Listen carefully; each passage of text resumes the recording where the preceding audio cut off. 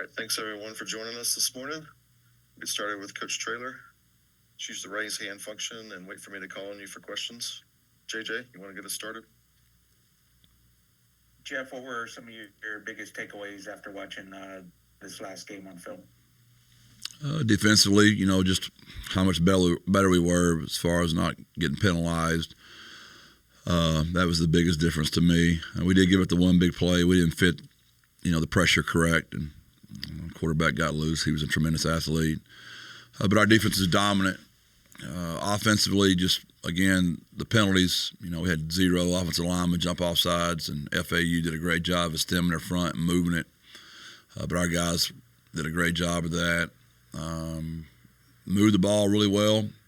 Just, 3 crucial turnovers. Not getting touchdowns down there in the fourth, but 2 great field goals by Tate. That was big. Just offense was different. We haven't turned the ball over all year. That hadn't been kind of our deal. It's just been the penalties, and got the penalties cleaned up. And then the turnover bug jumped out there. But a good win, a solid win, and I was pleased with the game.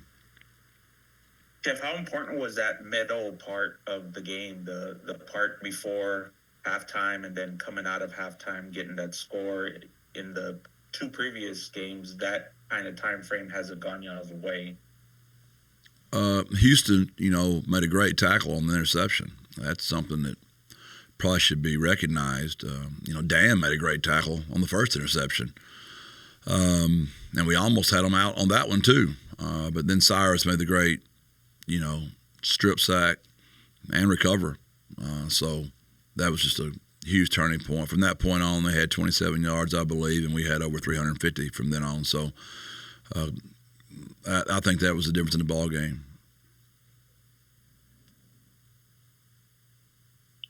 Greg.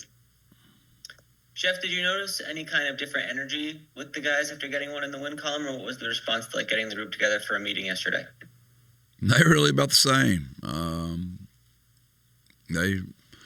They're happier. They're smiling. Don't get me wrong, but they were all here and attentive and learning, and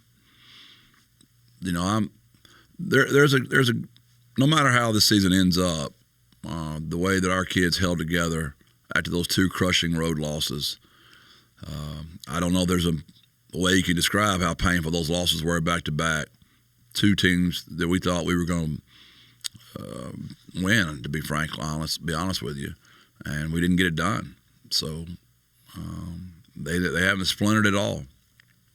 And we're in another ball game. I think starting the East Carolina game, I believe we were down maybe 10, possibly 14 even maybe, and we rallied back and should have won that game. And the Rice game, I believe we were down. I don't know what it was. We were down. Kids rallied back. And this game we were tied. And it's 3 games in a row. We're going to the 4th. I don't know if we've been winning any of them. Y'all would probably know that better than I would. But our kids just keep competing and keep trying to scrap and claw. And that's what I'm most proud of, is how they've hung together. But they're happier, but it wasn't like anything crazy. You mentioned after the game that looking for a road win, the team has to get that monkey off your back, is what you said. Do you feel the group is more ready to embrace that challenge now than they were earlier in the season? I don't, we're getting better. We got to go out there and do it. So I know we're getting better, and when you get better, you got a better chance of winning it. We saw a lot of your tight ends group on Saturday. What's your impression of how that unit has performed, not just in that game, but through the season so far? That was their best one. They all 4 were fantastic. I mean, they were, of course, we're out of receivers, so we didn't have a choice. And all 4 of those guys played tons of plays, and they really showed up in so many different ways. I mean, 2 of them had tackles, Dan and Houston. The catch that Houston made on 3rd down was an incredible play. The catch Overmeyer made, we had a freshman, his first touchdown there. Jamel, a freshman, 2nd touchdown. Brandon High, a sophomore. I don't know how many touchdowns that's for Brandon now, but, had a lot of young kids step up, and that was really good to see. A sophomore quarterback, Ben Rio's first start, played really well. So we keep getting injured, but we have guys that keep stepping up and really proud of how those tight ends performed. Oscar, like always, another great catch on the verticals, and every one of them were big in the game, from Dan to Patrick to Houston to Oscar. Really proud of that group, and I know Coach Ritterman, that's as happy as he's been for his tight ends, and he should be. Does the offense operate any differently when you have those guys split out wide or in the slot compared to where a receiver would normally be in that role, or do they just kind of step into the same responsibilities? Yeah, it's 10 personnel, 11 personnel, 12 personnel. You got to know the book. So we don't play a lot of 10. We just haven't had the receivers healthy enough to do it. Even historically, when we had deep and great and healthy, we just don't. We're going to try to run the ball a little bit more. So we've been, I'd say historically here we're 65% 11, probably 35% 12. But obviously in this game, I bet we were. I haven't broken down the exact data, but I bet we were 100% 12 and maybe some 13 as well. We talked a lot in the spring and the summer about Oscar Cardenas kind of changing his body type to come into the season a little bit leaner. How have you seen that translate to the field so far? He's had a great year. He's probably our best offensive lineman. He just plays tight end. And probably our best wide receiver, but he just plays tight end. The kid's a phenomenal player, great leader, great athlete. And man, I'm just we're going to miss that kid, man. He's been an unbelievable staple in our program for 5 years, and he's one of the reasons that locker room's still together. I've seen that locker room get splintered on other teams before, not our team, but on other teams I've been a part of. When you're 2-4, you lose 2 road games. I've seen it come apart before, but we've got some great leaders that have held this thing together.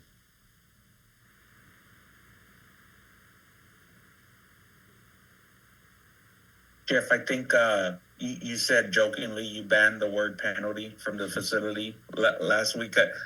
Just from a mental aspect, how do you think the team did trying to just limit all that stuff?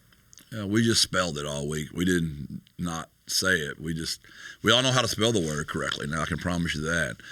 I just think we were, believe it or not, probably trying too hard. And, we got off to a rough start. Against Kennesaw, we got the bug, and we never could get out of its way. And then it kept showing up in the same areas. So really proud of how we handled it. The emotional penalties are the ones on defense that were bothering me. And then offensively, just the pre-snap with our offensive line, but we were great. I also, I don't want to be superstitious, but I don't want to jinx us either. It was sure nice for 1 week, and now I was waiting on Greg to ask me today, like, what are we going to do to stop running into the punt returner? That's what I thought the question was going to be, and I was going to try to smile and tell him, don't run into the punt returner. Jeff, you mentioned it a little bit earlier with the wide receiver group. Just how would you characterize the overall health of your team at this point as compared to a normal season for you? Decimated. DJ Allen tore his ACL in the Rice game. He'll be done for the year. JT on his catch, his very first catch back, 2 seasons, actually 3 seasons now. Tore his ACL on his good knee. So he's done for the year as well. We haven't had Amador all year, 11 weeks now. McEwen has been out, got hurt in the Rice game on his touchdown. It's just very frustrating. Mackay, our freshman, he had a shoulder injury, so we hadn't had him all year. It's been very frustrating. Lost Jaron Randall, early in the year. He's been out for 8 weeks now. It's been frustrating, to say the least, JJ, and I'm very proud of Chris Carpenter. The kid just keeps hanging in there. Willie, who did not practice for 2 weeks, literally just played in the game. He did a great job just pushing through. Like I said about Jamel and JJ and Jace. Jace had a great 3rd down catch in that 4th quarter and broke a tackle. So I'm really proud of the ones that are still standing, but I would say that room's pretty decimated, honestly, JJ. How do you guys just plan to move forward from that? I think I saw, does that leave you 4 scholarship receivers in that room moving? Yeah, we'll keep playing those tight ends. Thank God those guys are healthy and they're good. We're just not running the balls consistently as we wanted to. But, we lost Mekhi Hart for the season. We lost Vinley for the season. We lost Luke Lopez for the season. And you got Corey up here playing basically on one leg. So some of that's to be expected. But really, really grateful for how well Ben Rios played. That was a huge addition for us and helped us win the games. And Kamar had another great game at left tackle. And Big J played well at right tackle. Those guys battled. We were sound up front. We didn't turn anybody loose. We protected our quarterback very well. We didn't have a real good plan for controlling their sound linebacker. That was disappointing.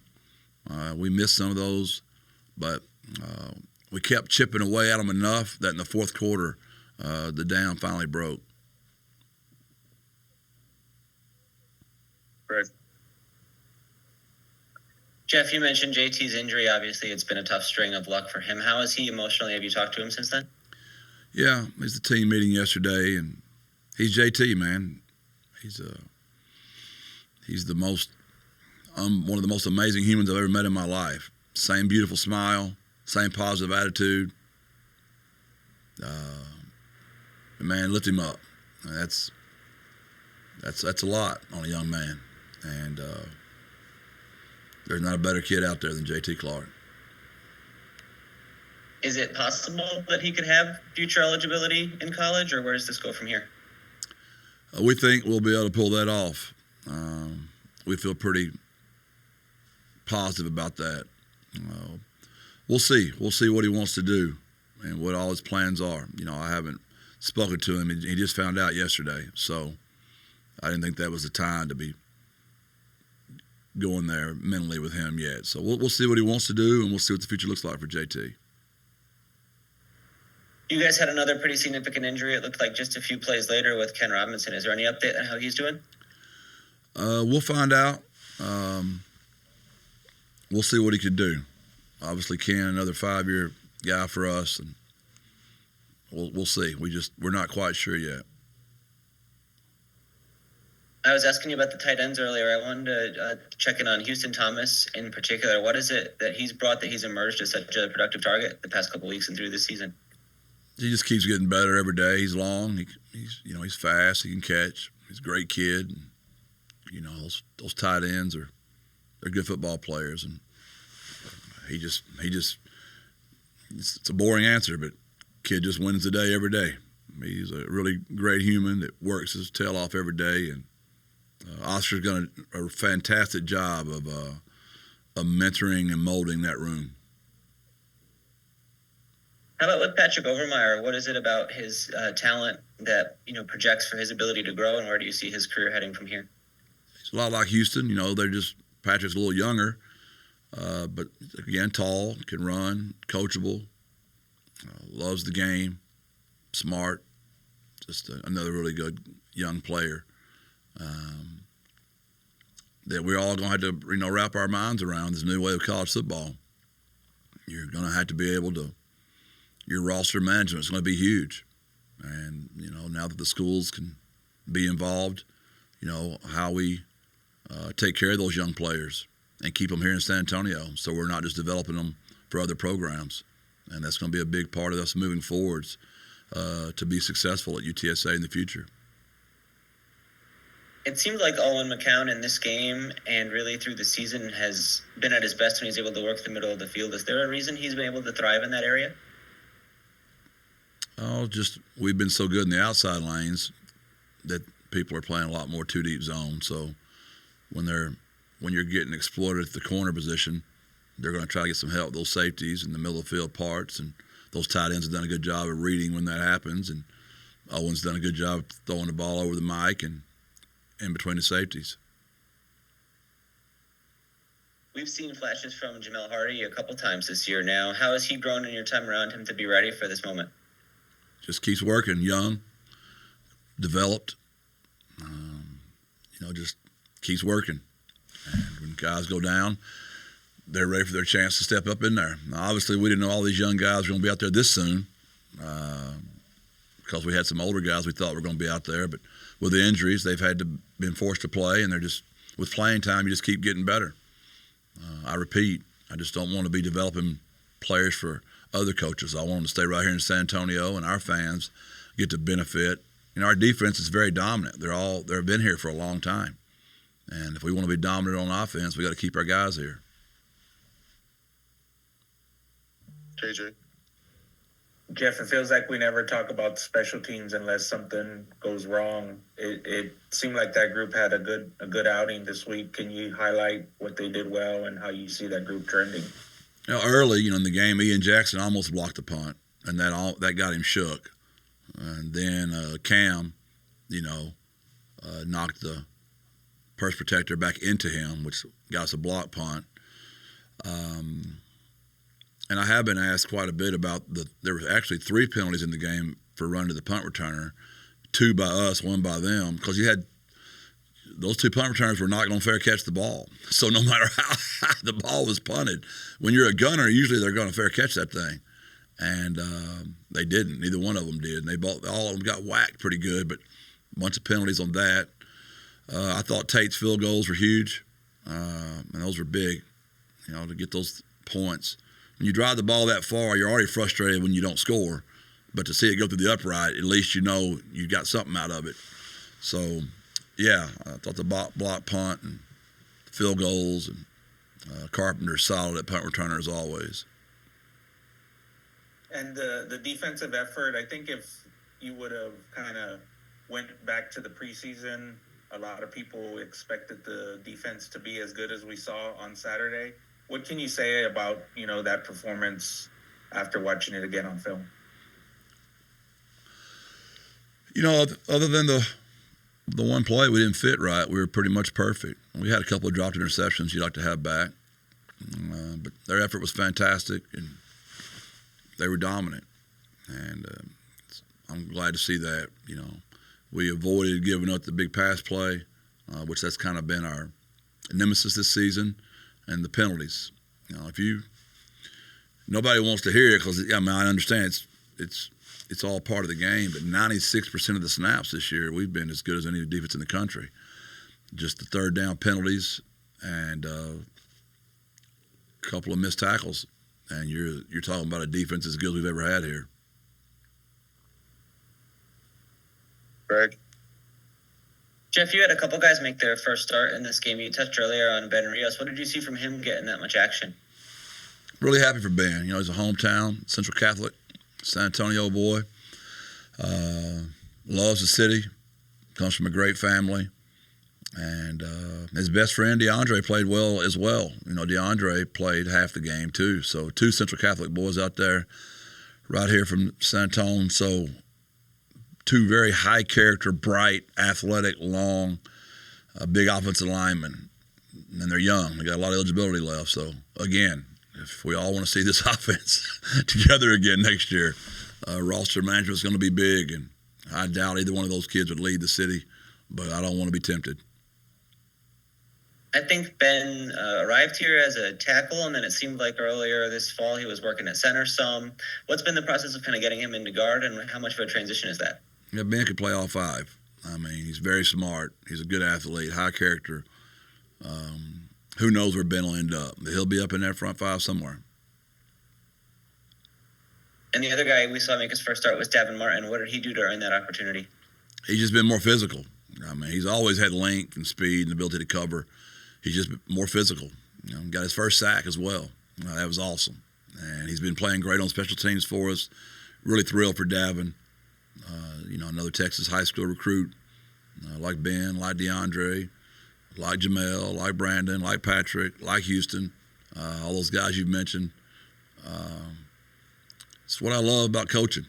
I love finding me some good high school football players that want to come here and be developed. And we've had great luck with our transfers as well. Tripp is a transfer from Kansas State, but he's been here 4 years. Brandon Brown is from Tulane, but he's been here 4 years.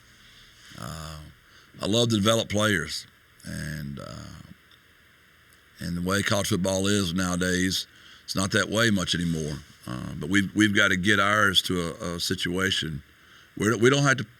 Our kids aren't going to be asking for the money that those huge places are, but we got to take care of them still.